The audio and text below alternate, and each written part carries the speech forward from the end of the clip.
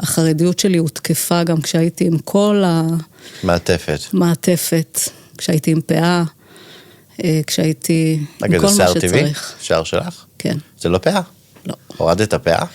אחרי הגירושין הורדתי את הפאה. אמיץ. כן, זה היה איזשהו תהליך. קודם כל, יש לך שיער חבל על הזמן.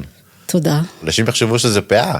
כן, הרבה טועים וככה זה קל לי, אבל זה מצחיק, כי הרגע שבו החלטתי להוריד את הפאה, באופן ציבורי, זה היה בחתונה של הבת שלי.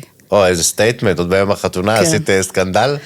זה לא היה סקנדל, כי אף אחד לא הבין שזה, מעטים, זה אפילו באו, שאלו אותי מאיפה הפאה החדשה. החלטתי בשלב מסוים שאני יכולה להניח לזה, שהיה לי מספיק חם מתחת הפאה במשך 23 שנים.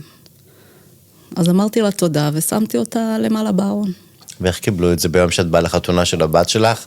אם הקלה, והיא כבר בלי פאה. לא, כבר לא שאלו אותי שאלות. הרימו ידיים? כנראה הרימו ידיים, כנראה התרגלו שזה לא יצא לפי מה שהיה כתוב בספר. כמה זה גם כעס? מהתיוג, מהלייבל ששמו לך?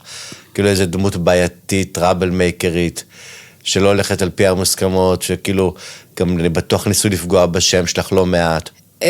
אני חושבת שלהוריד את הפאה, זה לא כמו להוריד את הכיפה. זאת אומרת, כגבר, נגיד להוריד את הכיפה, זה סטייטמנט משמעותי. אני חושבת שפאה וגירושין, בשנים האחרונות אני רואה יותר ויותר גרושות חרדיות שאומרות שלום לפאה. כן, זה עניין. לא כל אחת תעשה את זה, ויש כאלה שיעשו את זה אתה יודע, כל מיני סיטואציות מסוימות, ושהם יצאו, לא יודעת, לחתונה משפחתית, לאירוע משפחתי, או למשהו ציבורי, אז הם כן ישימו את הפאה. אבל זה הפך להיות קשה. זה הפך להיות... הרגשת שזה עול? זה תמיד היה עול. אף פעם לא אהבתי את עצמי מתחת לפאה, ואף פעם לא הסתדרתי איתה, כי השיער שלי היה...